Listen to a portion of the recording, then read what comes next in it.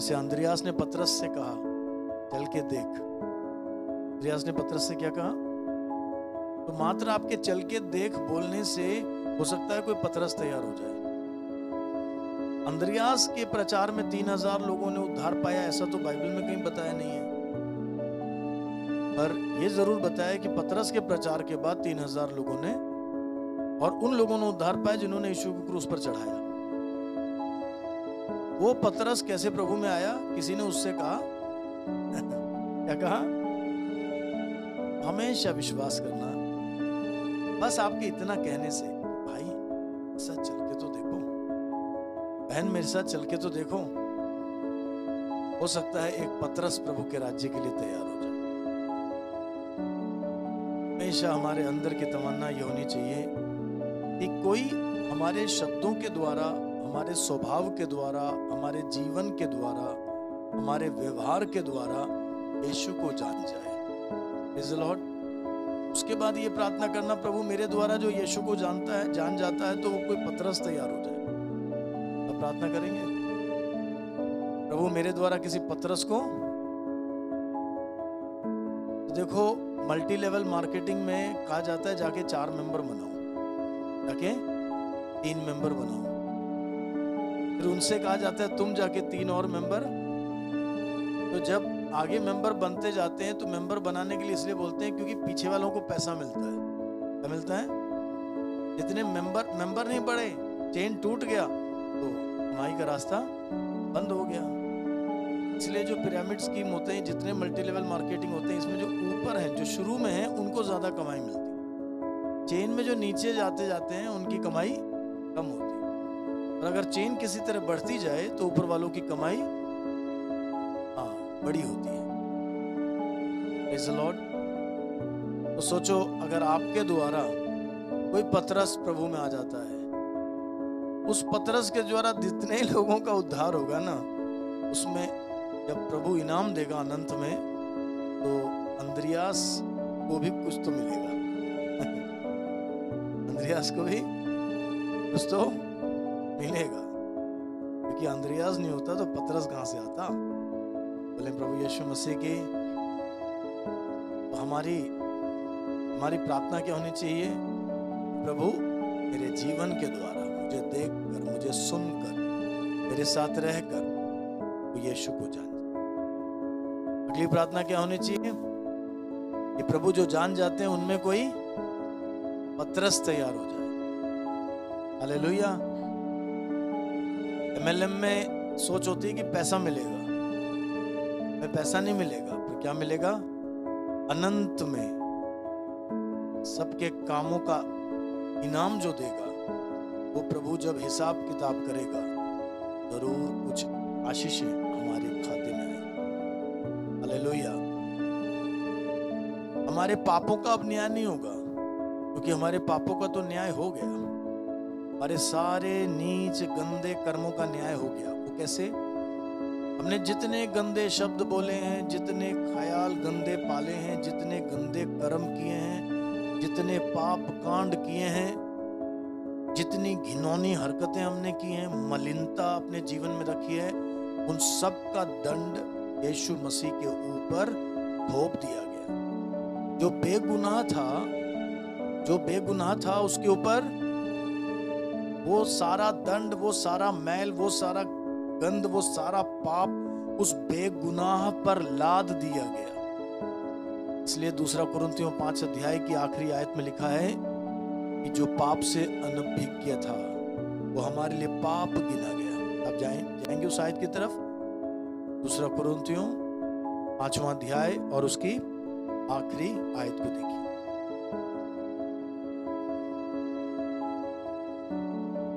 2 कुरिन्थियों 5वां अध्याय उसकी, पढ़िएगा। ये डिस्प्ले भी हो रहा है कि आयतें?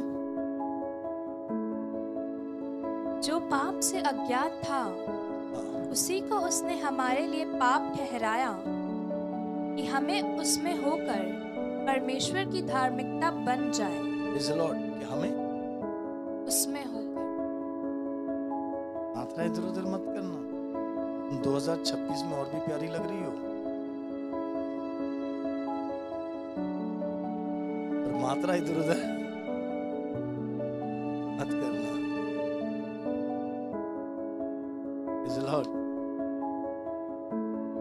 जो पाप से अज्ञात था वो हमारे लिए उस पर सबका पाप लाद दिया गया। यीशु पापी नहीं बना, यीशु कभी पापी नहीं बने, तो निष्पाप था, बेगुनाह। हम सब के पापों का बोझ उसके ऊपर लाद दिया गया। इसलिए यहां लिखा है मानो वो उसको ही क्या बना दिया, पाप ठहरा दिया,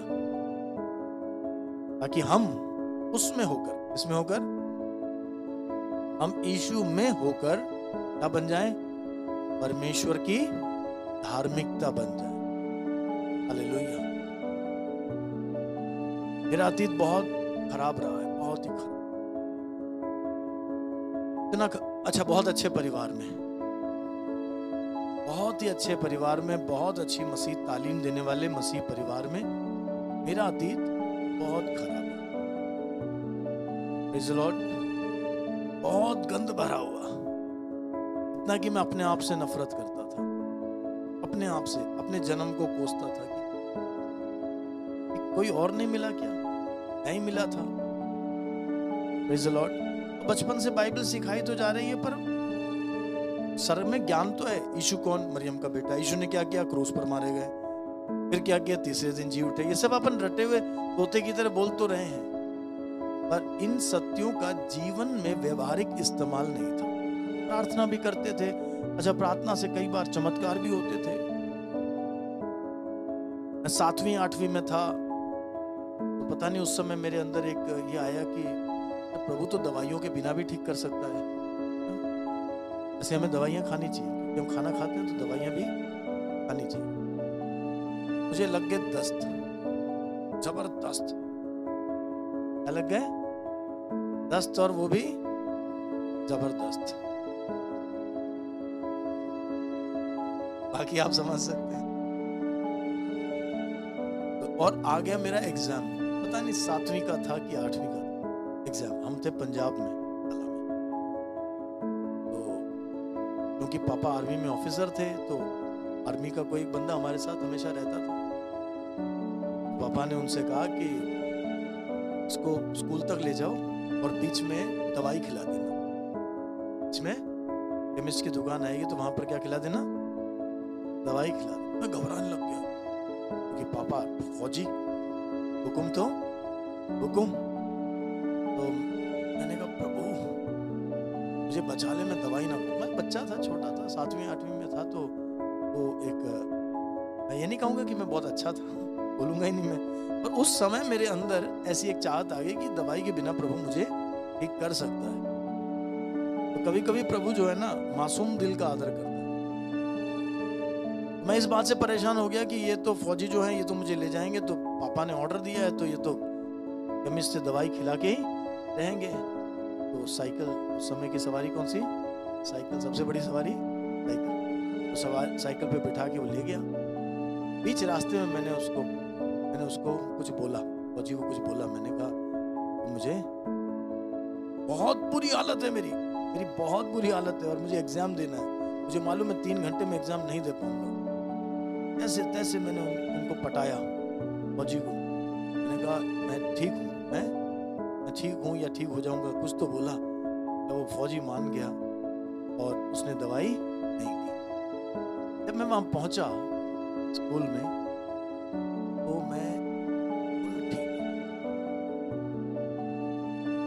मैं 100% ठीक हो गया। मतलब घर एग्जाम दे के, ये नहीं कि एग्जाम देने के बाद मैं भाग रहा हूँ। एग्जाम देने के बाद भी मुझे कहीं को, ना एग्जाम के बीच में, ना एग्जाम के बाद में, ना घर आने के बाद, प्रभु ने मुझे पूरी तरह से ठीक किया। Praise the Lord. तो बहुत छोटी उम्र से प्रभु के चमत्कारों को भी हम देखते थे ऐसे ऐसे, पर क्रूस की कथा का मेरे जीवन में व्यवहारिक इस्तेमाल नहीं था। इस वजह से शैतान जब चाहता था उठा पटक करता था। शैतान जब चाहता था तब उठा पटक।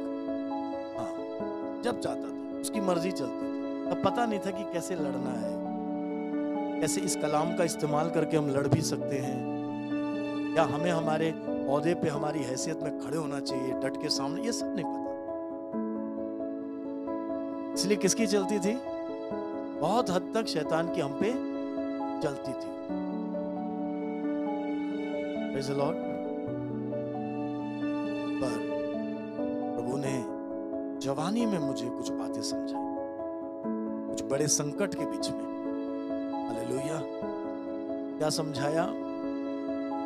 मेरे जितने घिनौने काम हैं, जिन कामों के बारे में मैं सोच के अपने आप से घिन करता हूं, मैं अपनी जिंदगी से घिन करता हूं, ये सारा गंद, इन सारे गंदे दागों की सजा, इन सारी बुरी बिगड़ी बातों की सजा पिता परमेश्वर ने क्रूस पर यीशु मसीह के ऊपर लाद दिया।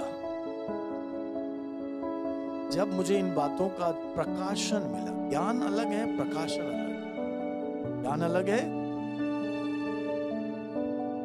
जरूरी नहीं ज्ञान से आपको फायदा हो। सारे डॉक्टरों को ज्ञान है कि सिगरेट पीना हानिकारक है, ज्ञान है या नहीं है?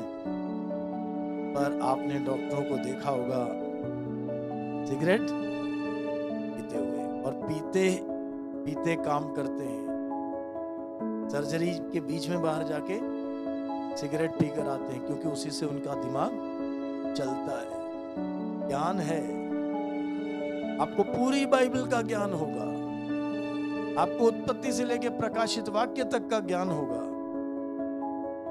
पर जरूरी नहीं कि वो उस ज्ञान का आप इस्तेमाल कर पाए व्यवहारिक। इसलिए प्रभु से प्रकाशन मांगे, पवित्र आत्मा से क्या मांगे?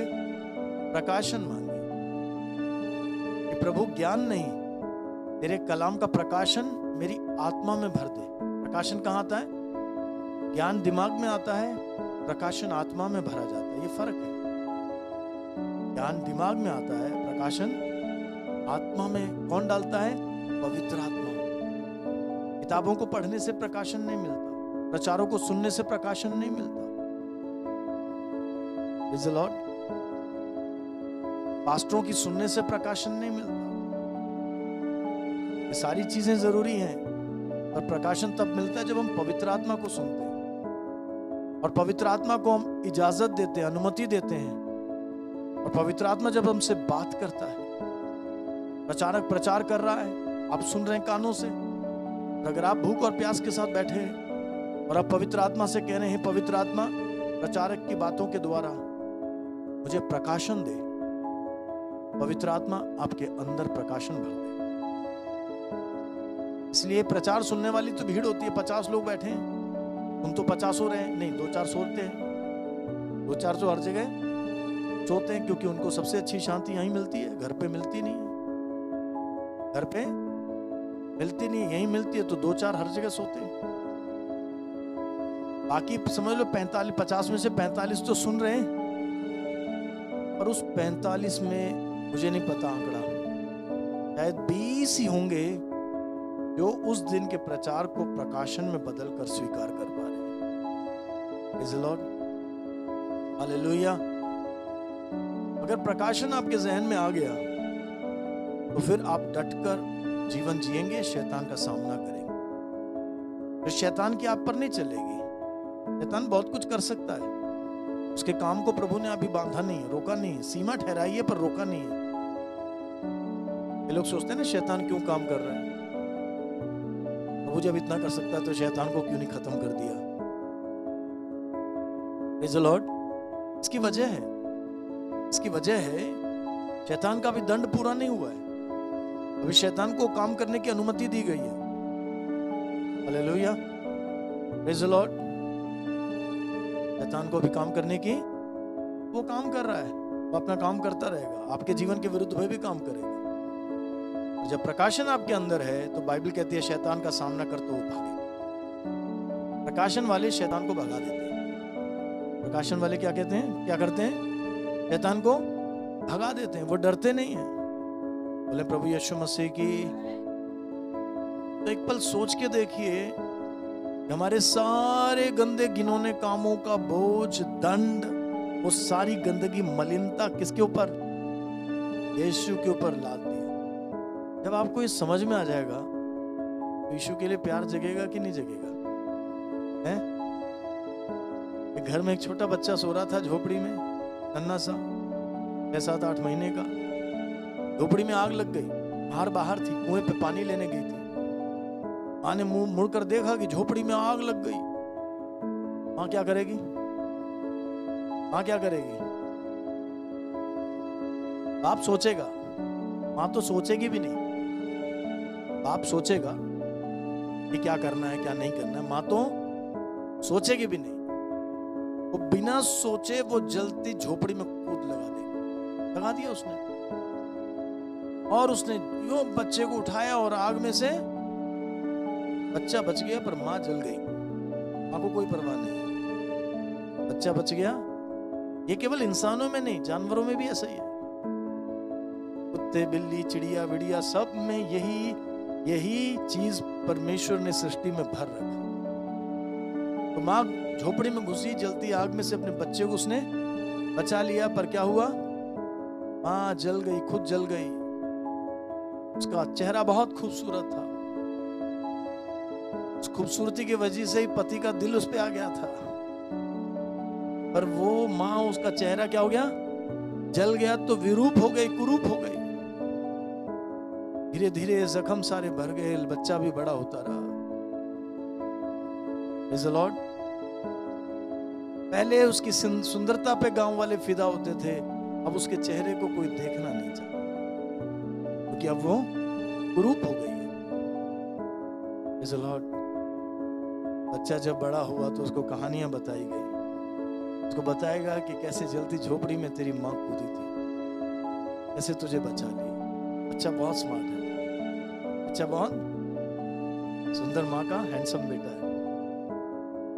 और जब से बच्चे ने होश संभाला, तब से माँ तो सुंदर है ही नहीं। उसे माँ तो विरूप है, कुरूप है, माँ तो जली हुई है। तो लड़का बड़ा स्मार्ट है, लड़का बड़ा। गांव वाले अब उसकी माँ को देखना ज्यादा पसंद नहीं करते। क्यों? क्योंकि देखते ही तो अजीब सा होता है, चेहरा बहुत भद्दा हो गया। Praise the Lord। जब से लड़के को कहानी समझ में आई ना, वही चेहरा जो गांव वालों को अब भद्दा लगता है, उसको वही चेहरा सबसे सुंदर लगता है। क्योंकि उसको पता है कि अगर आज मैं हैंडसम एंड स्मार्ट हूं तो इस दाम की वजह से। मेरी माँ ने वो दाम चुकाया है, वरना मेरी माँ तो बची हुई थी, जलता तो मैं। मेरी माँ ने बाजी लगा दी, मुझे बचा लिया। और सच्चा बेटा होगा, मरते दम तक उस माँ से बेहद प्यार करेगा, चाहे उसका रूप कितना है। जब मुझे ये बातें समझ में आई कि पाप की अग्नि में से, पाप के श्राप की अग्नि में से, पाप के दंड की अग्नि में से मुझे बचाने के लिए यीशु मसीह ने आग में कूद लगा दी, मेरे पापों का दंड अपने ऊपर ले लिया, स्वयं कुरूप विरूप हो गया, मारा गया क्रूस के ऊपर।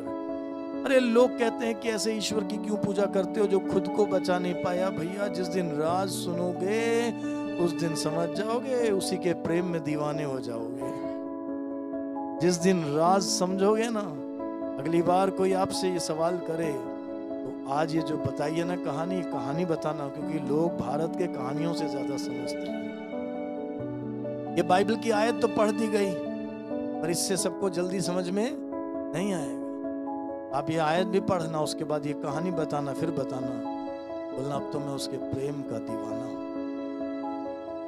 हालेलुया। यीशु तेरे प्रेम ने मेरे दिल को जीत लिया, मैंने तेरी सूली पर, नहीं बेटा बैठो, तेरा प्यार देख लिया है। मैंने तेरी सूली पर तेरा प्यार देख लिया है। यीशु तेरे प्रेम ने, ये मैंने गीतों के शब्द कविता के रूप में 18-19 की उम्र में लिखा था। तो मुझे एक दिन प्रभु का प्यार इतना मेरे सर पे चढ़ गया, तो मैं बैठकर लिखने लगा। तो ये सारे जो बोल है ना, जीऊंगा, अब ये स्केल जो है, गाना जो म्यूजिक चल रहा है वो अलग है, ये गाना अलग इसमें है। उसमें कुछ लफ्ज हैं कि जीऊंगा अब मैं यीशु के लिए, उसमें है केवल मेरी खुशी, छोड़ूंगा ना मैं उसको कभी, जीवन भी चाहे खोना पड़े। अब ना चाहिए ये दुनिया मुझे, जाऊं ना उसमें मैं कभी, गाऊं मैं तेरी सन्ना सदा, जीवन में मेरे बस तू ही रहा। यीशु तेरे प्रेम ने मेरे दिल को। तो आप सोचेंगे कि 18, 19 या 20 की उम्र में आपने ये सब लिख दिया तो फिर तो आपकी जिंदगी में बल्ले बल्ले होगा। इतने बड़े बड़े बोल लिखने के बाद मैं 5 साल प्रभु से दूर रहा। ये बड़ी बड़ी बात करने के बाद कि जीऊंगा अब मैं यीशु के लिए, उसमें केवल मेरी खुशी, छोड़ूंगा ना मैं उसको कभी, जीवन भी चाहे खोना पड़े। अब ना चाहिए दुनिया मुझे, जाऊं ना उसमें मैं कभी, गाऊं मैं तेरी सन्ना सदा, जीवन में मेरे बस। आपको लगेगा यार जिसने मतलब तुम मुझे खून दो मैं तुम्हें आजादी दूंगा। भाई सुभाष चंद्र बोस ने ऐसा कहा तो करके भी दिखाया। तो आपको लगेगा कि प्रभु के लिए इतने बड़े बोल बोलने वाला तो उसने तो कमाल किया होगा प्रभु के लिए। नहीं किया। ये गीत लिखने के कुछ समय के बाद मैं प्रभु से पीछे हटने लगा, और लगभग 5-6 साल में प्रभु से पीछे ही हटा रहा, प्रभु को छोड़ दिया मैंने। लगभग एक धागा था प्रभु और मेरे बीच में। हाँ, एक धागा था, एक छोटी सी डोर थी, मोटी रस्सा नहीं था, एक बस छोटी सी डोर थी, बस वो भी टूट जाती तो गया काम से। मैं बस एक डोर बची हुई थी। हालेलुया। क्योंकि बाद में मुझे समझ में आया कि हमारे प्रभु के पीछे चलने के लिए हमारे बड़े बोल काफी नहीं है, प्रभु का अनुग्रह बहुत जरूरी है। प्रभु का अनुग्रह ना हो, पवित्र आत्मा की सामर्थ्य ना हो, तो बड़ी बड़ी कविताएं लिखने वाले, बड़े बड़े बोल बोलने वाले ढेर हो जाएंगे, पीछे रह जाएंगे, बोलकर खुद गिर जाएंगे। फिर राज समझ में आया कि प्रभु का अनुग्रह चाहिए भैया, प्रभु का पवित्र आत्मा की सामर्थ्य चाहिए, तभी जो सत्य जान गए इस सत्य पे हम चल पाएंगे। Praise the Lord। जब ये बात भी समझ में आ गई तो तब से लेकर अब तक प्रभु का परम्पार फजल है। जितने साल गए और जितने साल आए, लगातार सीढ़ियां चढ़ते चढ़ते चढ़ते अपने प्राण प्रिय के और करीब जाता जा रहा हूं। उसके बाद कभी पीछे हटने की नौबत। अब तो मैं प्रभु से यही कहता हूं कि प्रभु एक पल भी तेरे बिना जीने मत देना। मुझे नहीं मालूम आगे क्या रखा है, पर कोई ऐसी अवस्था आती है तो उससे पहले मुझे अपने पास बुला लेना। मैं इस दुनिया में तेरे को छोड़कर तेरे बगैर अब नहीं जीना चाहता। Hallelujah, praise the Lord. प्रभु की स्तुति होने पाए। तो थोड़ा एक पल ये सोच के देखिए कि हमारे सारे गंदे कामों का, इन्होंने पापों का बोझ यीशु पे लाद दिया गया। क्रूस है वो जगह, क्रूस है वो जगह जहां पर ये एक्सचेंज ऑफर हुआ।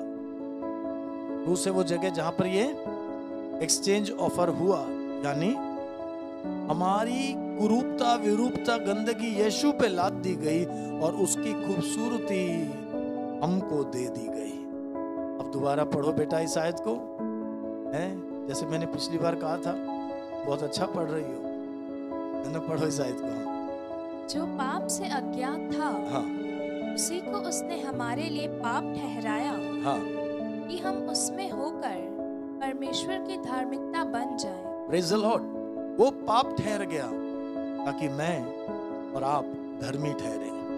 वो पाप ठहर गया ताकि मैं और आप धर्मी ठहरे। हालेलुया। इस वजह से रोमियो 8:1 में लिखा है, जो मसीह में है उन पर दंड की आज्ञा। रोमियो 8:1 जानते हैं आप?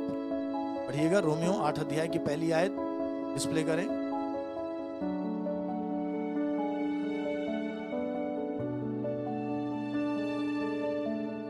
अतः अब जो मसीह यीशु में है उन पर दंड की आज्ञा नहीं, क्योंकि वे शरीर के अनुसार नहीं वरन आत्मा के अनुसार चलते हैं।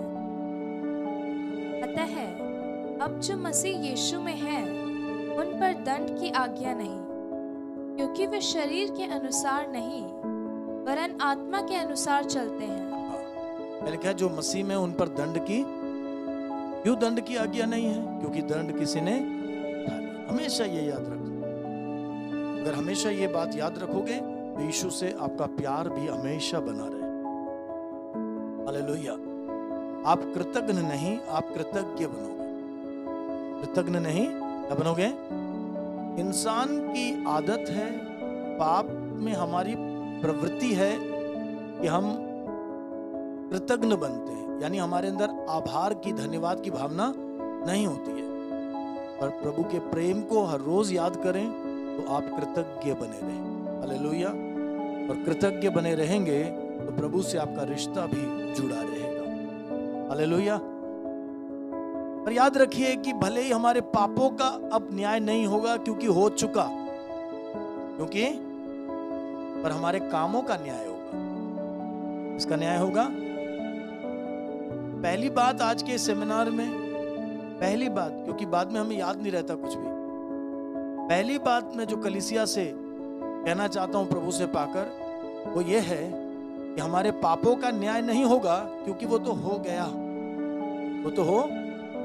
और कुछ आयतें हमने पढ़ ली ये समझने के लिए, परंतु हमारे कामों का न्याय होगा और हमें कामों का इनाम दिया जाएगा। Praise the Lord. इस बात को समझने के लिए आप पहला कुरिन्थियों 3 अध्याय खोलें,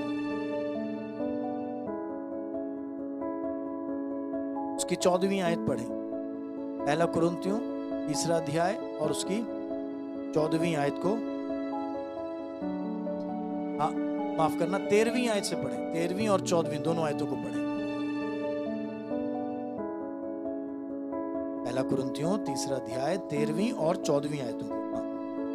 तो हर एक काम का प्रकट हो जाएगा, क्योंकि वह दिन उसे बताएगा, इसलिए कि आग के साथ प्रकट होगा और वह आग हर एक का काम परखेगी कि आग कैसा क्या है। करेगी?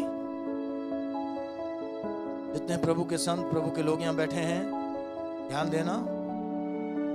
Praise the Lord. क्या लिखा है? आग से हमारे काम परखे जाएंगे। ये आयत विश्वासियों के लिए है। आग से हमारे काम परखे जाएंगे, पोल खुलेगी। आपने चर्च की साफ सफाई की थी, अपने चर्च में कुर्सियां लगाकर कुर्सियों पे डस्टिंग किया था, और आपकी नीयत गलत थी। धरती पे पास्टर को तो पता नहीं चला, पास्टर ने तो अनाउंस कर दिया, हमारे भाई, कोई नाम बताइए, अरुण, हमारे भाई अरुण कितने अच्छे हैं, सेवा में सबसे आगे हैं, हर इतवार को सुबह आकर चर्च की सफाई करते हैं, कुर्सियां लगाते हैं। और सबने बजाई ताली, किसके लिए? सबको लगा कि अरुण ने बहुत अच्छा काम किया है। यहाँ कोई अरुण तो नहीं बैठा ना? भाई जो भी अरुण बैठा हो तो मुझसे दुश्मनी मत रखना, ये तो नाम थोड़ी देर के लिए उधार में लिया है। पर अरुण जो काम करता था वो करता ही उन तालियों के लिए था। किसके लिए था? वो प्रभु के लिए नहीं करता था, वो किसके लिए करता था? उसको अच्छा लगता था जब उसका नाम बोला जाता है, उसको अच्छा लगता था जब उसको सामने बुलाया जाता है, उसको अच्छा लगता था जब लोग उसकी वाहवाही करते थे, उसके लिए ताली बजाते थे। तो वो हर इतवार टाइम से आता था, प्रभु के प्रेम से नहीं, इससे लोगों की तालियों से प्रेम था, उसको वाहवाही से प्रेम था। सब जब बोलते हैं यार कमाल है यार अरुण, यार तुम तो कमाल की चीज हो यार, हैं? Praise the Lord. अरुण, पहला कुरिन्थियों 3 अध्याय 13वीं आयत में लिखा है कि तुम्हारे काम कैसे परखे जाएंगे? आग से। कैसे? एयरपोर्ट पे जाते हैं तो चेकिंग होती है कि नहीं? तो सारा सामान कहां से डालना पड़ता है? स्क्रीनर में से डालना पड़ता है। तो एक दिन वहां पर खास बोला जाता है, लेदर की बेल्ट निकालो, बटुआ निकालो, सब डालो। एक दिन मैं उस तरफ पहुंचा तो बोला, भाई साहब सर आपकी जेब में ब्लेड है, मेरी जेब में, मेरे पॉकेट मतलब वॉलेट में, मेरे बटुए में क्या है? पहले जब उन्होंने बोला मैंने कहा ब्लेड कहाँ से? फिर मुझे याद आया कि मैं एक ब्लेड हमेशा अपने पास रखता था, कभी जरूरत पड़ जाती है। जहाँ सुई की जरूरत होती है वहां तलवार से तो काम चलता नहीं है, तो ब्लेड बड़े काम की चीज है कभी, तो मैं एक ब्लेड अपने बटुए में हमेशा रखता था। मुझे याद आया ना, मैंने एकदम भूल गया था, मैंने वो ब्लेड निकाला। तब उन्होंने कहा सर एक नहीं 2 ब्लेड हैं।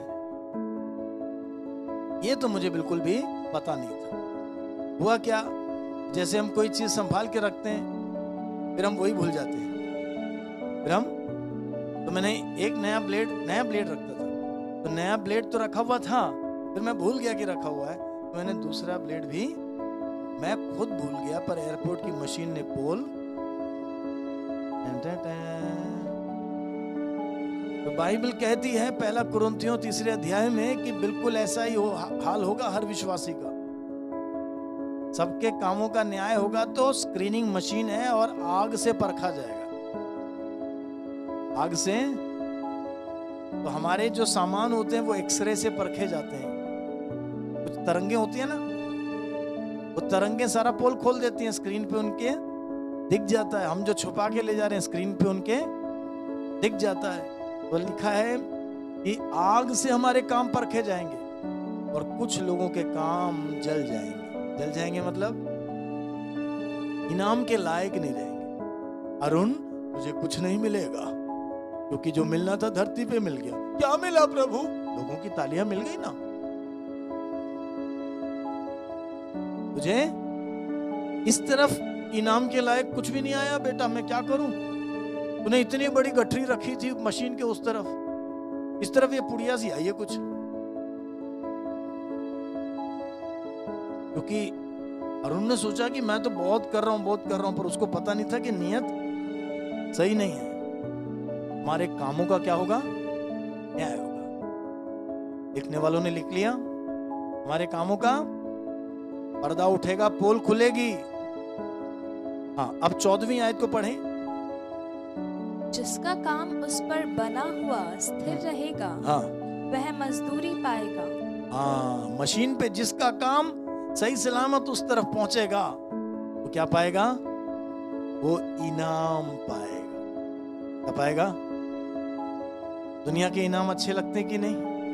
स्कूल में फर्स्ट आते हैं, इनाम मिलता है कि नहीं? अच्छा लगता है? Praise the Lord. एशिया के सारे देश आते हैं एशियन गेम्स में, एशियाई खेलों में, वहां गोल्ड मेडल मिलता है, अच्छा लगता है कि नहीं? कितने कम भारतीयों को मिला है ना। और जब ओलंपिक्स की बात आती है, जब दुनिया के सारे देशों से लोग आते हैं, वहां तो हमारे बहुत कम खिलाड़ी पहुंचे हैं। हम प्रार्थना करते हैं कि और भी हमारे खिलाड़ी जाके ओलंपिक्स में गोल्ड लेकर आए। कितना सम्मान मिलता है। हमारे यहाँ तो इक्का दुक्का अगर गोल्ड सिल्वर ले आता है तो उस पर पैसों की ऐसी बारिश होती है कि पूछो मत। सारी सरकार उसको करोड़ों करोड़ों के इनाम घोषित कर देते हैं। दुनिया में इनाम अच्छे लगते हैं। दुनिया में इनाम अच्छे लगते हैं कि नहीं लगते हैं? अच्छे लगते हैं। तो सोचो जब परमेश्वर इनाम देगा, वो इनाम इतना अद्भुत होगा। अगर दुनिया के ये इनाम इतने अच्छे हैं, दुनिया के इनाम इतने सुकून देते हैं, दुनिया के इनाम इतनी प्रेरणा देते हैं, दुनिया के इनामों के लिए इतनी होड़ है, तो जो इनाम प्रभु देगा, वो इनाम, वो रिवॉर्ड कैसा मनोहर, कैसा अद्भुत होगा। यहाँ के सारे इनाम, मेरे घर पे आओ तो मेरे बहुत से मेडल हैं, और सब मेडल किसी को जब मिला था तो गोल्ड था, जब मिला था तो बाद में पता चला गोल्ड की तो कोटिंग भी उस पे नहीं थी। उस पे तो गोल्ड की वो अंदर लोहा था, ऊपर जो प्लेटिंग की थी वो भी गोल्ड की नहीं थी, वो भी रंगी था। 1 साल 2 साल 3 साल में सबका रंग उतर गया। और जो वहां हमें इनाम मिलेगा ना, वो हमेशा का इनाम मिलेगा। उसका ना तो रंग फीका पड़ेगा, ना उसकी रौनक खत्म होगी, ना उसका महत्व कभी कम होगा। Hallelujah, praise the Lord, praise the Lord. अगर मैं दुनिया के ओलंपिक्स के खिलाड़ियों के गोल्ड मेडल जीतने वालों के नाम आपसे पूछूं, तो आपको मुश्किल से एक का आध नाम याद आएगा, क्योंकि इनका महत्व जाता रहता है, का महत्व, परंतु जो इनाम वहां हमें मिलेगा उसका महत्व कभी ना जाएगा। Hallelujah, praise the Lord. तो मुरझा जाने वाले इनाम के लिए अपनी जिंदगी ना लगाएं, परंतु उस इनाम के पीछे भागें जो हमेशा बना रहेगा, जो हमेशा बना रहेगा, जो हमेशा बना रहेगा। जब हम प्रकाशित वाक्य 22वें अध्याय में आते हैं, जो कि बाइबल का आखिरी अध्याय है, प्रकाशित वाक्य 22वें अध्याय में, बाइबल के आखिरी अध्याय में, और उसकी 12वीं और 13वीं आयतों को पढ़िए। प्रकाशित वाक्य अध्याय 22, उसकी 12 और 13। बाइबल अपने पास रखना, जो बाइबल नहीं पढ़ते वो बाइबल खरीद लेना, बाइबल अपने पास रखना, पढ़ने की कोशिश करना। जो नहीं पढ़ना जानता ना, वो भी बाइबल पढ़ने लग जाएगा, मेहनत करेगा तो। एक बार उपवास प्रार्थना में बैठे हुए थे बहुत पहले, एक सिस्टर जो बिल्कुल भी नहीं पढ़ पाती थी, उन्होंने अपने पास एक बाइबल रखी हुई थी, पर कभी पढ़ नहीं पाती थी, और जब भी आयत बोला जाता था खोलती थी। उनकी तमन्ना थी कि कभी बाइबल पढ़ पाए। जब नहीं जानती थी तब भी बाइबल अपने पास रखती थी और खोलती थी। अब वो मालूम है, एक बार उपवास प्रार्थना के बाद एक चमत्कार हो गया, वो अपनी बाइबल पढ़ने लग गई। Praise the Lord, hallelujah. जिनके पास बाइबल नहीं है, बाइबल खरीद के रखना, पढ़ने की कोशिश करना। स्कूल में जाने का मौका नहीं मिला तो अब वो बहाना मत बनाओ, वो बचपन की बात है। अब आपके पास बहुत समय है, जल्दी मरने वाले नहीं हो आप, उम्र बाकी है बहुत। जो नहीं पढ़ना जानते वो कब तक बहाना मारेंगे कि भाई मैं तो पढ़ी लिखी नहीं हूँ। छोड़ो बहाने और पढ़ना शुरू करो। हाँ, पढ़िएगा 22, प्रकाशित वाक्य 22, 12 और 13। देख, मैं शीघ्र आने वाला हूँ और हर एक के काम के अनुसार बदला देने के लिए प्रतिफल मेरे पास है। मैं अल्फा और ओमेगा, पहला और अंतिम, आदि और अंत हूँ। ये यीशु मसीह के कथन हैं। प्रेज़ द लॉर्ड, ये यीशु मसीह के कथन हैं। इस तरह की रेड लेटर बाइबल आप देखोगे तो सारे अक्षर किस में हैं? काले हैं। तो कुछ आयतें आप लाल में देख रहे हो, उसका मतलब क्या है कि ये यीशु मसीह के कथन है। तो जो 12वीं और 13वीं आयत आपको दिख रही है वो कौन से रंग में है? रेड में। इसको रेड लेटर बाइबल बोलते हैं। Praise the Lord. मैं यीशु मसीह ने कहा, देखो मैं शीघ्र आने वाला हूं, मैं शीघ्र, और मेरे पास क्या है? मेरे पास क्या है? प्रतिफल है। इसलिए प्रतिफल हर एक के काम के अनुसार मैं बदला दूं। दुनिया में शायद आपके लिए ताली नहीं बजी, आपने बहुत अच्छे मन से बहुत कुछ किया, किसी ने सराहा नहीं, कहीं आपका नाम नहीं पढ़ा गया, किसी ने वाहवाही नहीं दी, कलीसिया में सबने आपको सराहा नहीं, पास्टर भी आपका नाम बोलना भूल गए। चिंता मत करो, यहाँ कुछ नहीं मिला ना, ये इस बात की गारंटी है कि वहां ज्यादा मिलने वाला है। हालेलुया। यीशु मसीह ने अपने मुख से बोला है कि मेरे पास प्रतिफल है, सबके कामों के योग्य इनाम देने के लिए मेरे पास क्या है? प्रतिफल है। Hallelujah, praise the Lord. प्रभु की स्तुति होने पाए। आप मेरे साथ पहला पत्रस खोलें, अध्याय 2। पहला पत्रस अध्याय 2।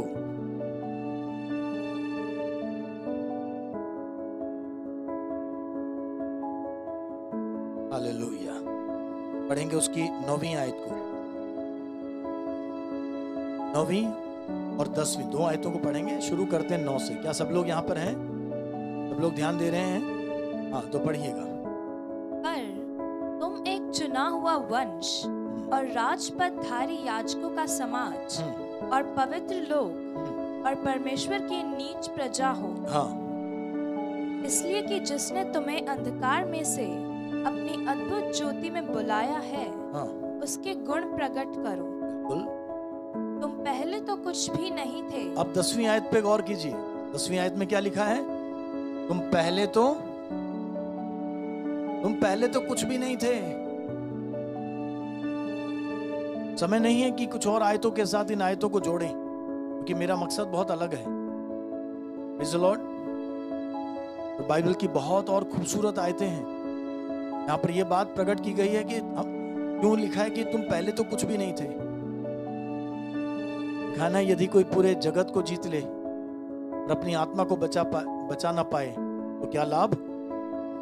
अगर आप सिकंदर महान बन जाए, पूरी दुनिया जीत लें, तो भी अगर अपनी आत्मा को ना बचा पाए, अपने आप को, अपने असली अस्तित्व को ना बचा पाए पाप से, तो क्या लाभ होगा।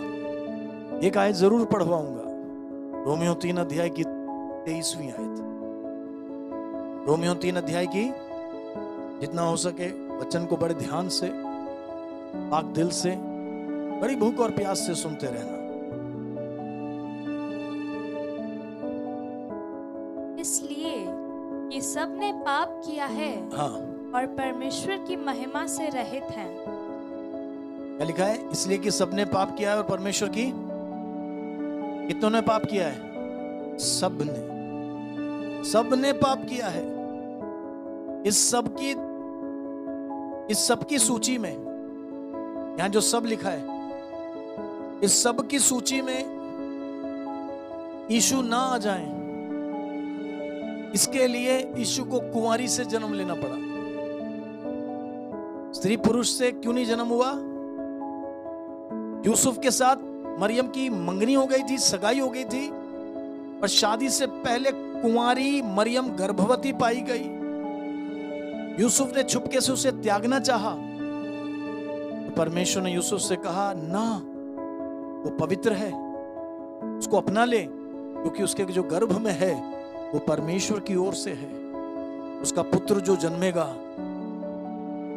वह होगा वो निष्पाप मसीहा, जो जगत का तारण करेगा।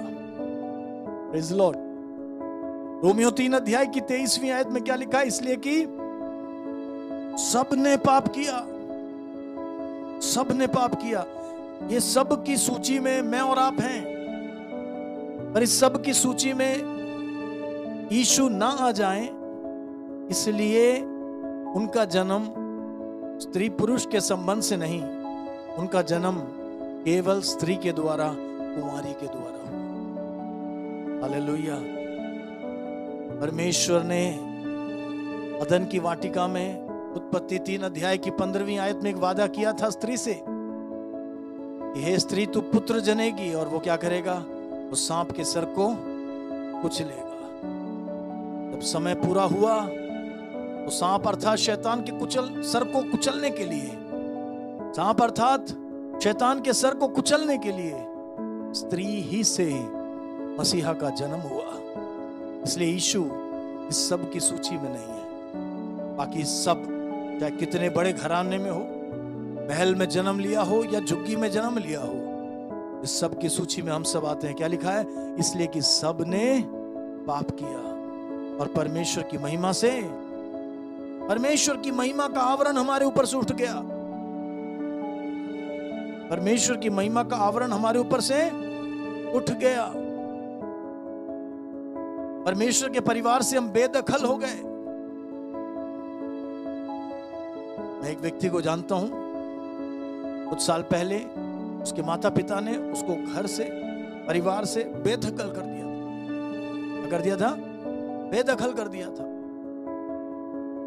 एफिडेविट बनवाया और अखबार में इश्तिहार डाला, एडवर्टाइजमेंट डाला और बताया कि अभी हमारा बेटा, हमारी चल अचल संपत्ति में इसका कोई हिस्सा परिवार से बेदखल हो गया। उस माँ बाप से तो जन्मा है, और माँ बाप ने उसको संपत्ति से क्या कर दिया?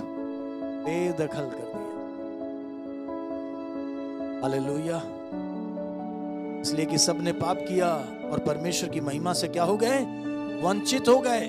हम परमेश्वर के परिवार से पाप की वजह से हम बेदखल हो गए। क्या हो गए?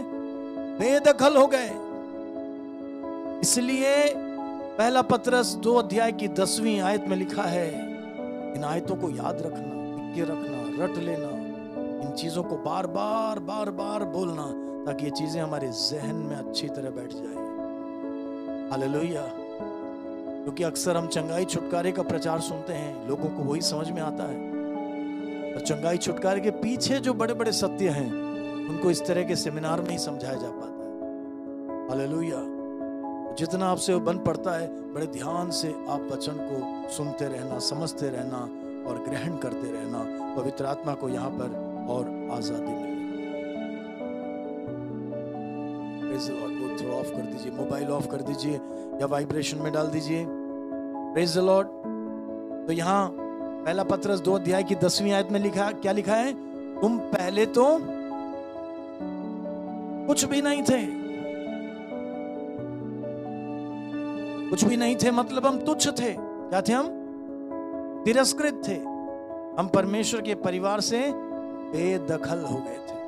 आपकी वजह से हम परमेश्वर के परिवार के बाहर। वहां से जितना मर्जी पुकारो, रिश्ता ही नहीं है। सबसे पहले क्या चाहिए? रिश्ता दोबारा स्थापित होना चाहिए। Hallelujah, praise the Lord. और यीशु मसीह के द्वारा हम पर रहम हुआ। यीशु मसीह के द्वारा हम पर रहम हुआ। हम जो बाहर थे, अब हम परमेश्वर के परिवार में दोबारा स्थापित कर दिए गए। हम जो बाहर थे, परमेश्वर के परिवार में हम दोबारा स्थापित कर दिए गए। हालेलुया। पढ़ें इस पूरी आयत को पढ़ें। तुम पहले तो कुछ भी नहीं थे, हाँ, पर अब परमेश्वर की प्रजा हो। अब क्या हो तुम? बाकी आयतों में अगर आप देखेंगे तो लिखा है कि अब हम परमेश्वर के परिवार में शामिल हो गए। पहले हम अजनबी थे, और अब हम कहाँ हो गए? परमेश्वर के परिवार में शामिल हो गए। हाँ, पढ़िएगा। पहले हम कुछ नहीं थे, पर अब हम परमेश्वर की प्रजा हैं। आगे पढ़ें। तुम पर दया नहीं हुई थी, तुम पर दया नहीं हुई थी, पर अब तुम पर दया हुई है। पर अब तुम पर दया हुई है। अब तुम पर क्या हुई है? दया हुई है। अपने सीने पे हाथ रखे और बोले, मुझ पर दया हुई है। इसलिए अब मैं अजनबी नहीं हूं, मैं परमेश्वर के परिवार के बाहर नहीं हूं। मुझ पर दया हुई है, मैं अपना लिया गया हूं। अब मैं परमेश्वर के परिवार में हूं। हालेलुया। इन बातों को हमेशा अपने ऊपर कहते रहना। जब आपको आपका ओहदा समझ में आएगा तो आप आराम से जय में जीना शुरू करेंगे। 10वीं आयत को समझने के बाद हम एक और बार 9वीं आयत को पढ़ें। 10वीं आयत को समझने के बाद हम एक और बार 9वीं आयत पढ़ें। पर तुम एक चुना हुआ वंश। अब क्या बोला गया है? 10वीं आयत में क्या बोला गया था? पहले तुम कुछ भी नहीं थे। क्या अब हमारे बारे में ऐसा बोला गया है? मन करता और बाइबल की आयतों को खोलें।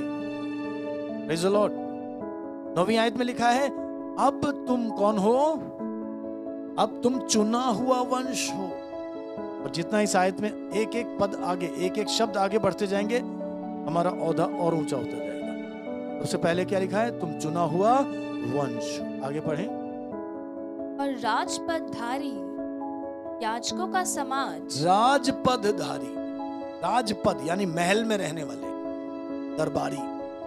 राजपदधारी याजकों का। पुराने जमाने में याजकों का एक छोटा समाज होता था। इजराइल में 12 गोत्र थे। 12 गोत्रों में से एक गोत्र था लेवी का गोत्र, और लेवी गोत्र में हारून का एक घराना था। उस घराने में जो लोग थे वही याजक बन सकते थे। याजक बहुत छोटा सा ग्रुप था, और याजकों का काम था परमेश्वर और लोगों के बीच में खड़े रहना, बिचवाई करना। Praise the Lord. तो परमेश्वर अब हमारे नए नियम की कलीसिया के बारे में, यीशु मसीह के शिष्यों के समूह के बारे में बाइबल में क्या लिखा है? तुम एक चुना हुआ वंश और तुम राजपदधारी, यानी राजा के सामने हाजिर रहने वाले, राजपदधारी याजकों का समाज हो। अब कौन है? आप अपने में अब आप याजक हैं। हालेलुया। परमेश्वर ने आपको जगत और अपने बीच में एक स्थान दिया है। अब आप याजक हैं। तुम राजपदधारी याजकों का समाज हो। और क्या लिखा है? और पवित्र लोग। पहले हम कैसे थे? अपवित्र थे। पहले कैसे थे? पाप में हम मलिन थे। क्योंकि यीशु हमारे लिए पाप गिना गया, अब हम पवित्र गिने गए हैं। आगे पढ़ें तो कितनी बातें हो गई? 3 बातें हो गई। पहला, चुना हुआ वंश। दूसरा, राजपदधारी याजकों का समाज। तीसरा, पवित्र लोग। और चौथा, आगे पढ़ें, और परमेश्वर की निज प्रजा हो। और परमेश्वर की निज प्रजा। निज प्रजा के लिए मेरी इंग्लिश बाइबल में पता क्या लिखा है? Special people. क्या लिखा है? स्पेशल पीपल, निज प्रजा, विशेष प्रजा, परमेश्वर के खास हो तुम। क्या लिखा है? Praise the Lord. अपने सीने पे हाथ रख के बोलिए, मैं स्पेशल हूं, मैं स्पेशल हूं। प्रभु के वचन को बच्चों की तरह स्वीकार करना। जैसे भोले बच्चे हैं ना, उनको बताया जाता है तो वो वैसे का वैसा मान लेते हैं। Hallelujah, praise the Lord. तो प्रभु का जब वचन आता है तो प्रभु के सामने उम्र, ज्ञान, ओहदा सब खत्म, सारे बच्चे हैं। तो हमारे मुंह से क्या हम डिक्लेयर कर रहे हैं बहुत इंपॉर्टेंट है। तो हमेशा डिक्लेयर करना कि मैं खास हूं। है? किसने बनाया खास? परमेश्वर। पैसे हैं इसलिए खास नहीं हूं, पढ़ाई किया इसलिए खास नहीं हूं, बड़ी जाति में हूं इसलिए खास नहीं हूं, बड़े घर में रहता हूं इसलिए खास नहीं हूं। मैं खास हूं क्योंकि मैं यीशु मसीह के लहू के द्वारा छुड़ाया गया हूं। Praise the Lord.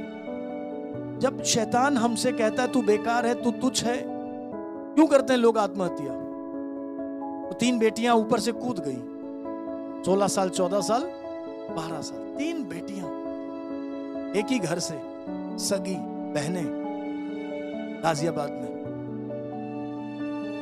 9वीं मंजिल से, नहीं कौन सी, नहीं 9वीं, हाँ जो भी आप पता करना, होमवर्क। एक ही घर से 3 सगी बेटियां, 16 साल की, 14 साल की, 12 साल की, क्या गई? कूद गई, मर गई तीनों एक साथ। क्यों? क्योंकि उन बच्चों को कोई भविष्य दिखा नहीं, उन बच्चों को कोई उद्देश्य दिखा नहीं, वो जिंदगी की परिस्थितियों से हार गई, उनको जीने का कोई मकसद दिखा नहीं, परेशान हो गई किसी बात से। केवल गेम नहीं है, आप ये मत सोचना कि गेम है रीजन। आप उस घर के बारे में पता करो। उनके बाप की 3 बीवियां थी और वो भी तीनों सगी बहनें, और एक पहले मर चुकी है।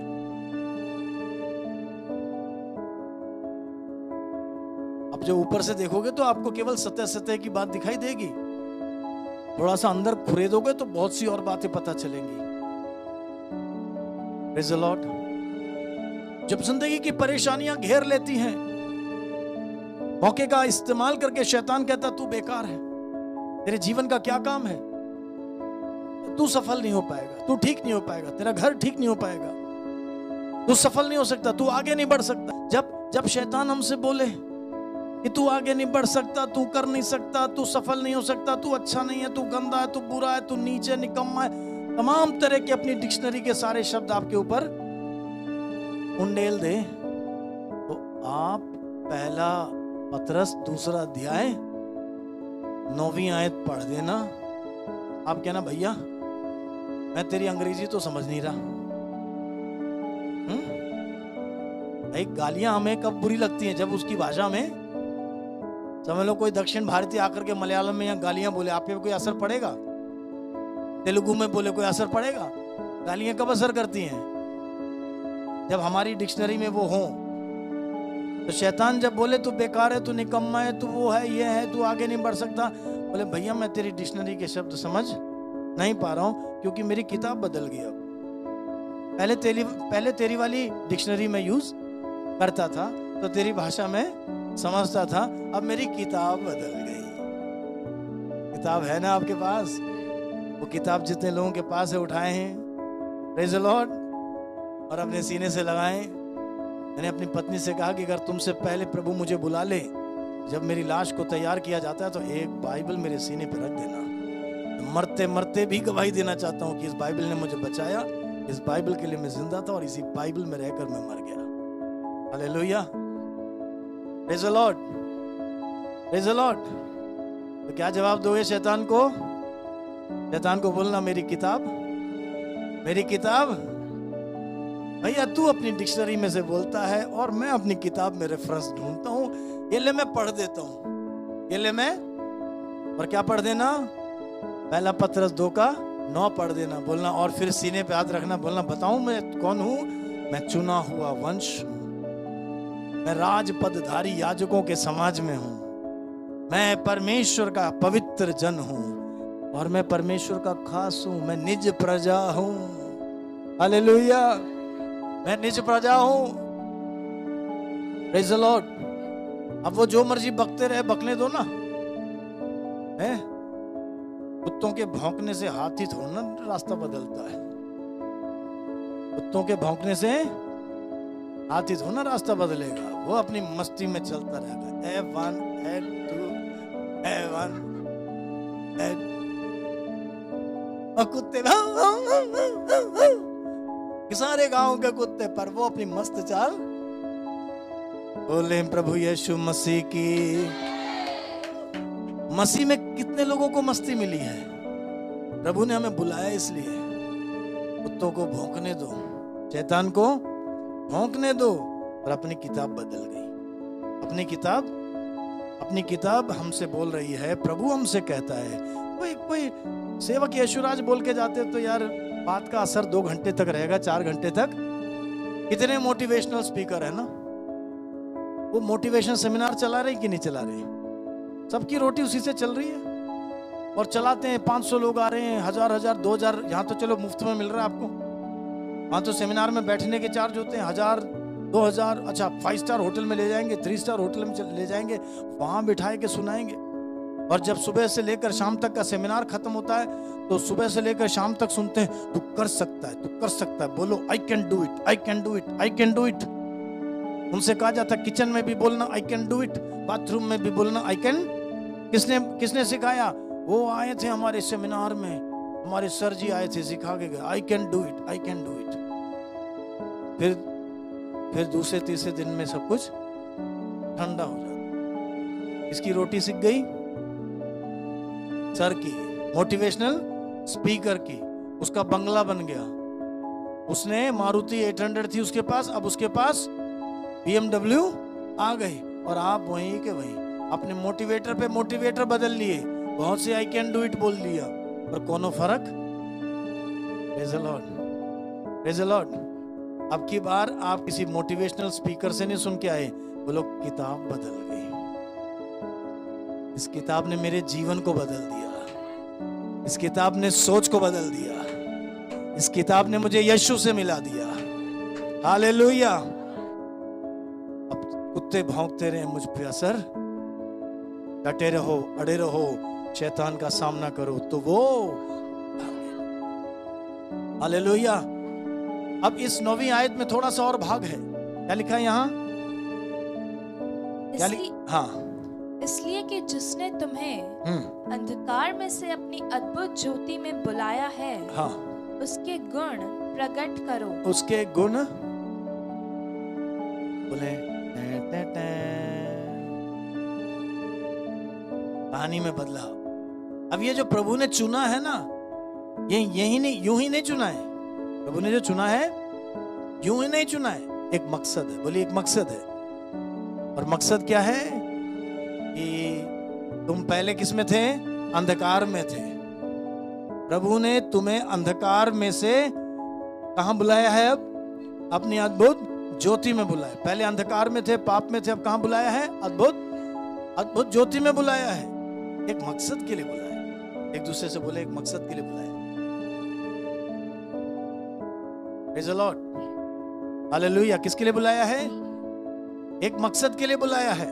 और वो मकसद क्या है? वो मकसद है उसके गुण प्रकट करो। क्या मकसद? उसके गुण। हालेलुया। तो प्रभु ने हमें क्यों बुलाया, बचाया? ताकि हम प्रभु के गुण, अपने गुण नहीं, किसके गुण? प्रभु के गुण प्रकट करें। पर प्रभु के गुण कैसे प्रकट करेंगे? प्रभु कहां दिख रहा है? हमारे में तो दिख रहा है। प्रभु में कहां दिख रहा है? हम में तो दिख रहा है। Praise the Lord, hallelujah. पढ़ें दूसरा कुरिन्थियों 3 अध्याय। प्रार्थना पूर्वक प्रभु के वचन को सुनते रहें। 2 कुरिन्थियों अध्याय 3 और उसकी तीसरी आयत को पढ़ें। यह प्रकट है कि तुम मसीह की पत्री हो। तुम मसीह की पत्री हो। तुम किसकी पत्री हो? तुम मसीह की चिट्ठी हो। हालेलुया।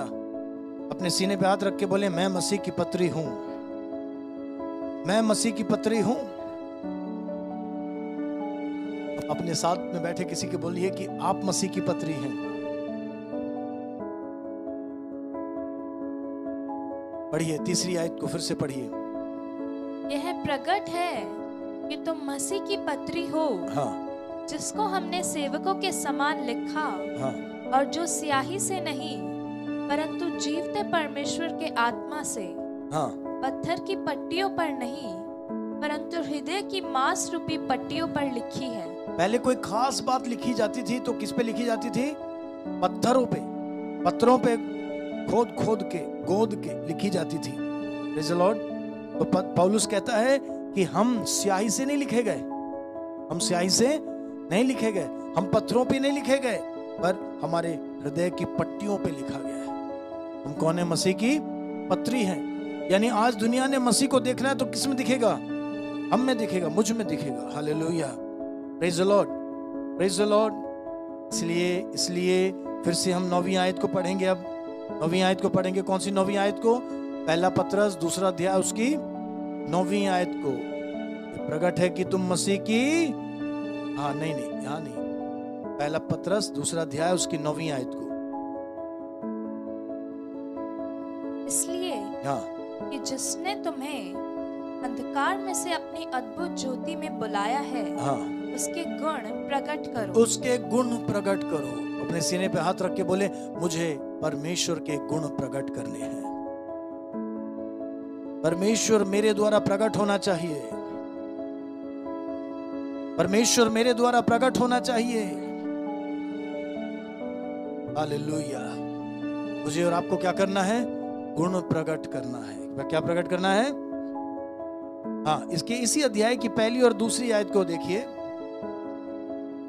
इसलिए हाँ, हम कौन सा पढ़ रहे हैं? पहला पत्रस दूसरा अध्याय उसकी पहली और दूसरी 2 आयतों को पढ़ें। इसलिए सब प्रकार का बैर भाव और छल और कपट और डाह और निंदा को दूर करके नए जन्मे हुए बच्चों के समान निर्मल आत्मिक दूध की लालसा करो, हाँ।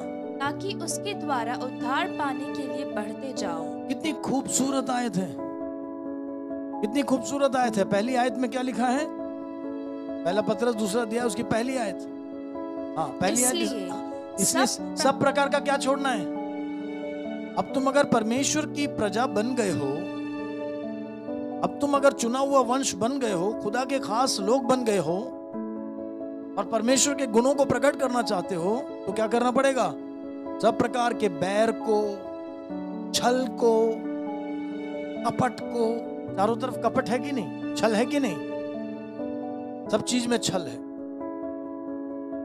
कल एक फैक्ट्री पकड़ी गई गुजरात में, 5 साल से दूध बना रही है। और कैसे मालूम है? केमिकल से।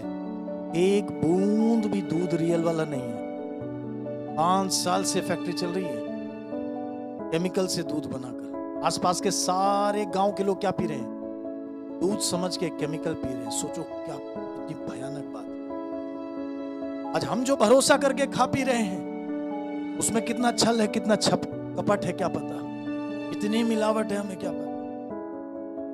एक बार मैं न्यूज पढ़ रहा था कि मेरठ में 25,000 लीटर सरसों का तेल पकड़ा गया। देखने में सरसों का तेल, सूंघने में सरसों का तेल, पर एक भी सरसों इस्तेमाल नहीं हुआ। एक भी सरसों का दाना इस्तेमाल नहीं हुआ। आप बोलेंगे वो कैसे? 30 रुपए का इंडस्ट्रियल ऑयल खरीदा। 30 रुपए का इंडस्ट्रियल ऑयल, कई साल पहले की बात बता रहा हूं। 30 रुपए का इंडस्ट्रियल ऑयल खरीदा, उसमें परफ्यूम डाला, किसका? सरसों के तेल का। उसमें रंग डाला, किसका? सरसों का तेल, सरसों के तेल का। लो जी, सरसों का तेल बन गया। और होलसेल मार्केट में 110 रुपए में तब बेच रहे थे। 25,000 लीटर। सोचो कितने घरों तक पहुंचा होगा। हम सस्ते के पीछे पड़े रहते हैं पर हमें नहीं पता कि सस्ते में क्या क्या चल रहा है। हापुड़ रेलवे स्टेशन के बाहर चाय बनाने वाला पकड़ा गया एक बार, सारी वीडियो आई, उसने एक बूंद दूध नहीं मिलाया, उसने पानी लिया, बच्चों का जो कैमल का पोस्टर कलर आता है, कैमल का पोस्टर कलर सफेद एक पोस्टर कलर लिया, एक पतीले में पानी था उसमें घोल दिया, लो जी दूध बन गया। उसमें डाली चाय पत्ती, हाँ उसने एक काम किया, उसमें इलायची कूट के डाली थी और अंदर जाके क्या बोला होगा, स्पेशल चाय चाय चाय स्पेशल चाय, राम दुलारी चाय, इलायची वाली चाय ले लो चाय।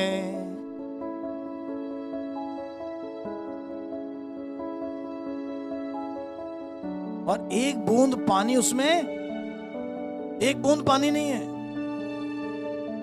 सॉरी बहुत बहुत धन्यवाद। क्या आप सुन रहे हैं? टेस्टिंग भी हो गई, आप सुन रहे हैं? एक बूंद भी दूध। और बाइबल में क्या लिखा है? छल कपट छोड़ दो। रिश्तों में छल है ना, एक दूसरे के साथ छल करते हैं ना, छल गिराने की कोशिश करते हैं। केकड़े दुनिया भर से अमेरिका में आयात हो रहे थे और वो बंद बक्सों में आते थे। इंडिया से जो निर्यात होते थे केकड़े, वो डब्बे खुले रहते थे। तो उन्होंने कहा कि डब्बे बंद किया करो, केकड़े बाहर निकल जाएंगे। तो इंडिया वालों ने जवाब दिया, एक भी केकड़ा बाहर नहीं निकल सकता। बोला इतनी गारंटी कैसे? बोले हमें हमारे यहाँ के बारे में पता है, एक भी केकड़ा चढ़ने की कोशिश करेगा तो दूसरा पकड़ के खींच के गिरा देगा।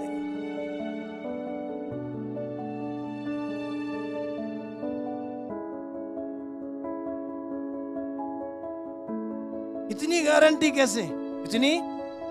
इतनी गारंटी कैसे? भाई गारंटी है, एक भी केकड़ा बचने की बाहर निकलने की कोशिश करेगा तो दूसरा उसको छोड़ ले। भला मेरा ना हो तो भला तेरा भी ना हो।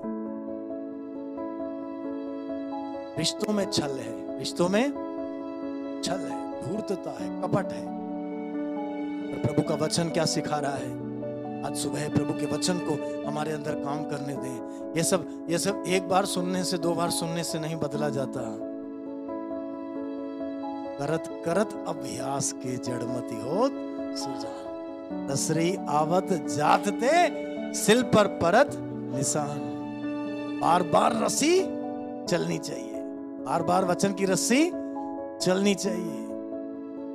ऐसे सेमिनार पे सेमिनार होने चाहिए, तब जाके जब वचन की रस्सी चलती रहती है तब बदलने लगता है, निशान पड़ने लगता है। किसका? प्रभु का।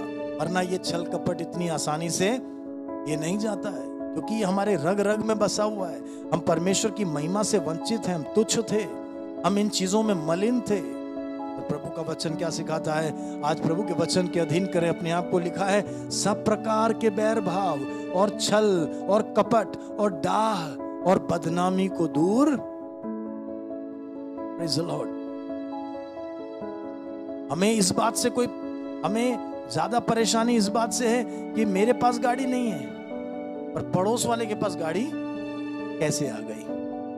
उसके पास क्या गाड़ी? ना तो हमें गाड़ी की जरूरत है,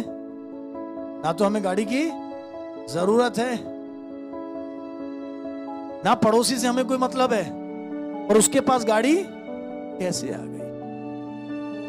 कभी कभी तो गाड़ी केवल इसलिए खरीदते हैं ताकि एक गाड़ी खड़ी रहे और आने वालों को दिखे कि कौन है ये गाड़ी वाले हैं, कौन है ये। तो मैं आइडिया बताता हूं आपको। इतना ही गाड़ी का शौक है तो आप जंक मार्केट में जाएं, कबाड़ी मार्केट में जाएं, पुरानी कार तोड़ते हैं, है ना, उसका कार का ऊपर का खोल लेकर आ जाएंगे, बाहर ईंटों पे उसको खड़ा कर दें, बाकी सारा कवर से ढक दें, थोड़ा सा बस छत दिखनी चाहिए। लो जी, आपके घर के सामने क्या खड़ी हो गई? जब जरूरत नहीं है क्या, अरे यार उसको मिल रहा है तो मिलने दो, उठ रहा है बढ़ रहा है तो ठीक है ना। Praise the Lord. अब अपन को क्या करना है? अपन को अपनी धुन में, मस्ती में यीशु तेरी बल्ले बल्ले करते हुए ये जिंदगी काट लेनी है। हमारा इनाम यहाँ नहीं है, हमारा इनाम वहां है। Hallelujah.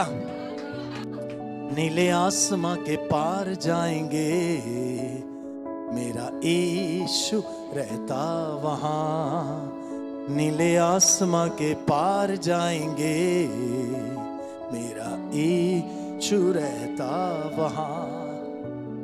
Hallelujah, praise the Lord.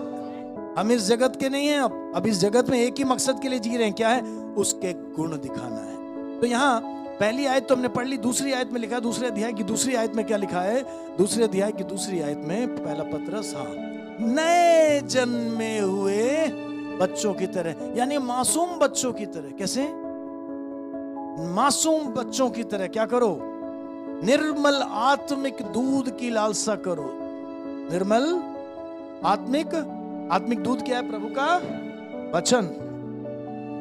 मैं अपनी इंग्लिश बाइबल में पढ़ूं तो वहां लिखा है, as newborn babes desire the pure milk of the word. परमेश्वर के वचन के खालिस दूध, परमेश्वर के वचन के निर्मल दूध की कामना करो, उस दूध को इस्तेमाल करो, उसकी लालसा करो, ताकि उसके द्वारा उद्धार पाने के लिए। यहां जो उद्धार लिखा हुआ है वो उद्धार लिखा है शरीर के उद्धार, क्योंकि अभी हमारे शरीर का उद्धार, शरीर में हम आज भी हम तकलीफों से गुजरते हैं, क्योंकि शरीर का भी उद्धार नहीं हुआ है। Praise the Lord. जब यीशु मसीह लौट कर आएंगे तब हमारे शरीर का उद्धार हो जाएगा। अभी हमारे भीतरी मानव का उद्धार हुआ है, पर यीशु मसीह जब लौट कर आएंगे तब हमारे बाहरी मानव का, इस शरीर का भी उद्धार हो जाएगा। बोले प्रभु यीशु मसीह की हालेलुया। तो आपने क्रिसमस में क्या किया? क्या किया क्रिसमस में? मेरी बात वहां से शुरू हुई थी और ये पहला सेशन वहीं लाके खत्म करना चाहता हूं। क्रिसमस में आपने क्या किया? आपने एक क्रिसमस मिलन चलाया। उसमें कितने लोग आए थे? कितने लोग आए थे? 200 से ऊपर लोग आए थे, है ना? 225 लोग होंगे या 250 लोग होंगे। Praise the Lord. अभी आप कितने लोग यहाँ बैठे हैं? 80 तो नहीं दिख रहे मुझे, शायद 60-70। वहां कितने लोग थे? यानी इसका मतलब क्या है? इसका मतलब ये है, आपने जाकर गवाही दी, आपने जाकर गवाही दी, आपने किसी को बताया आके देखो, आपने मेहनत की, तब जाकर के वो काम सफल हुआ। Praise the Lord. वो आए और मुझे भी सौभाग्य मिला, मैं भी आ पाया और प्रभु के वचन को, सुसमाचार को, क्रूस की कथा को सुना पाया। Praise the Lord. अभी काम खत्म नहीं हुआ है, 2026 में हमारा काम बढ़ गया है। वो जो आए थे उनके लिए प्रार्थना करनी है, वो जो आए थे उनके लिए प्रार्थना करनी है, और हर महीने समर्पण करना है। प्रभु मेरी मदद कर कि जब मैं तेरे गुणों से भरकर चलता हूं, मेरे द्वारा कोई पतरस तैयार हो जाए, मेरे द्वारा सुसमाचार फैले, मेरे द्वारा कोई यीशु को जाने, मेरे द्वारा जैसे मेरी आंखें खुली, मेरे द्वारा किसी की आंखें खुल जाए। प्रभु मेरे द्वारा कोई अंधकार से बचकर उजियाले में आ जाए, मेरे द्वारा कोई आत्महत्या से बचकर अनंत जीवन में प्रवेश करे, मेरे द्वारा कोई बीमार ठीक हो जाए, मेरे द्वारा कोई तंत्र मंत्र जादू टोना दुष्ट आत्माओं में फंसा हुआ कोई मेरे द्वारा बच जाए। प्रभु 2026 में मुझे इस्तेमाल करना। तुम बुलाए गए हो ताकि अब बुलाने वाले के गुण को प्रकट करो। Praise the Lord. हालेलुया। तो हमें क्या करना है? बुलाने वाले के गुणों को प्रकट करना है। एक क्रिसमस मिलन चलाकर हाथ पे हाथ धर के हम बैठ नहीं सकते। 2026 खास है। इस साल प्रभु हमें एक विशेष जिम्मेदारी देने जा रहा है कि हमें गुण प्रकट करना है, हमें गुण प्रकट करना है। यीशु खुद यहाँ नहीं चलेंगे, यीशु हमारे द्वारा चलेंगे। यीशु हमारे द्वारा चलेगा फिरेगा, यीशु हमारे द्वारा बात करेगा। आप यीशु की जुबान है, आप यीशु के हाथ हैं, आपके पैर यीशु के पैर हैं, आपका जीवन यीशु का जीवन है। यीशु का जीवन अब आपने प्रकट करना है। हालेलुया। आइए हम इस पहले सत्र के अंत में अपने आप को समर्पित करें, अपने आप को समर्पित करें, अपनी आंखों को बंद करें। Thank you Jesus. करता समर्पण आत्मा और जीवन, तेरी आराधना में तन मन धन। करता समर्पण आत्मा और जीवन, तेरी आराधना में तन मन धन। हे स्वर्गीय पिता हो धन्यवाद, हो तेरी स्तुति आराधना। करता समर्पण आत्मा और जीवन, तेरी आराधना में तन मन धन। बोले प्यारे मसीहा हो धन्यवाद, हो तेरी स्तुति आराधना। समर्पण करें। करता समर्पण आत्मा और जीवन, तेरी आराधना में तन मन धन। पवित्र आत्मा, पवित्र आत्मा हो धन्यवाद, हो तेरी स्तुति आराधना। करता समर्पण आत्मा और जीवन, तेरी आराधना में तन। करता समर्पण आत्मा और जीवन, तेरी ही सेवा में तन मन धन। करता समर्पण आत्मा और जीवन। बोले तेरी ही सेवा, तेरी ही सेवा में तन मन। अपने जीवन को समर्पित करें और बोले प्रभु मैं तेरी सेवा में बढ़ना चाहता हूं, मैं तेरे गुणों से भरकर तेरे गुणों को प्रकट करना चाहता हूं। प्रभु मैं तेरे गुणों को जग जाहिर करना चाहता हूं।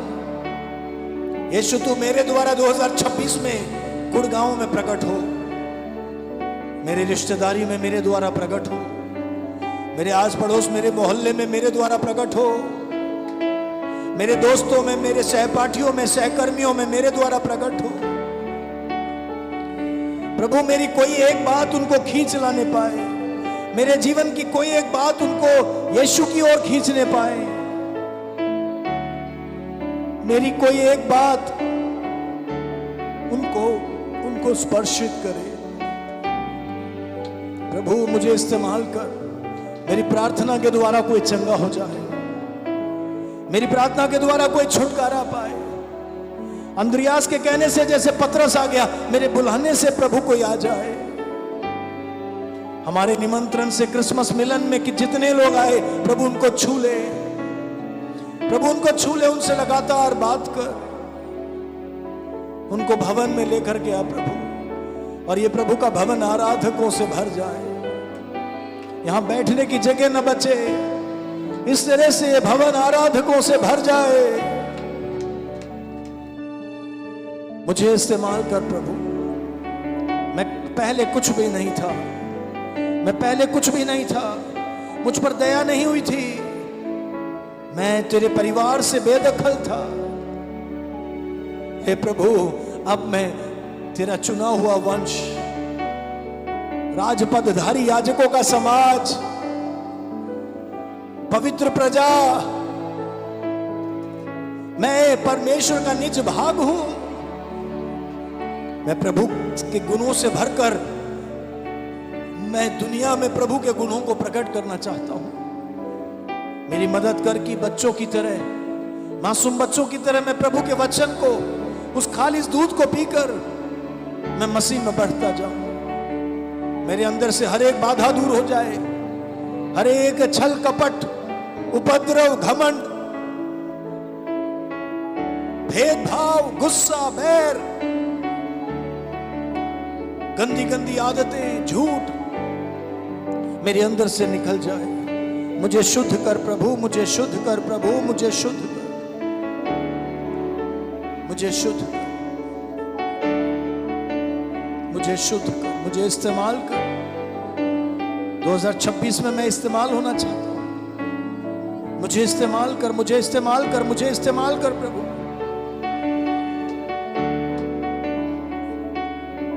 हालेलुया।